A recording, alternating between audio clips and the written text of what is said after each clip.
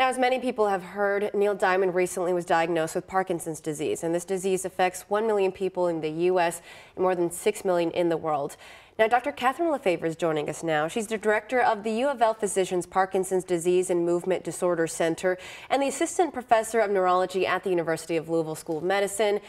And Doctor, tell me, so Parkinson's, you were saying in the break, it's actually on the rise. Yeah, so neurologic disorders are the leading cause of disability worldwide, and Parkinson's is expected to double in prevalence in the next 20 years. And it seems that U of L is trying to get ahead of this, and you're doing a study right now. Tell me about it. So Parkinson's causes many different symptoms, mostly tremor, slowness in movement, shuffling gait, but also a lot of so-called non-motor signs such as anxiety and stress. And that then can also affect the motor signs. So one of the things we're looking at is how to reduce anxiety and deal better with stress. And the study we're currently recruiting for is called a mindfulness study, and it's using this fitness tracker device. It's called a Spire tracker.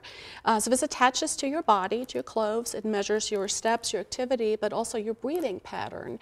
And we're going to be using that by having people do breathing exercising and mindfulness training, and then see how that affects stress levels, anxiety, and also the motor signs of Parkinson's. Because Parkinson's, is it something that develops? Is it genetic, or how does one get Parkinson's?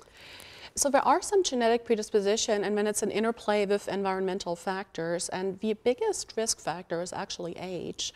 And with people getting older, that's also thought to be one of the main driving factors for the increased prevalence of Parkinson's. I see. So those symptoms that you were saying earlier, that's the only way really to detect if one is getting it, and then to catch it early on.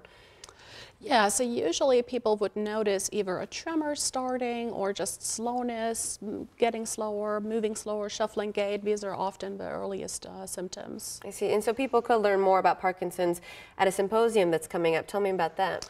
Absolutely. So we have our annual Parkinson Symposium coming up today in 2 weeks, so March 29th in the Rudd Conference Center at Jewish Hospital.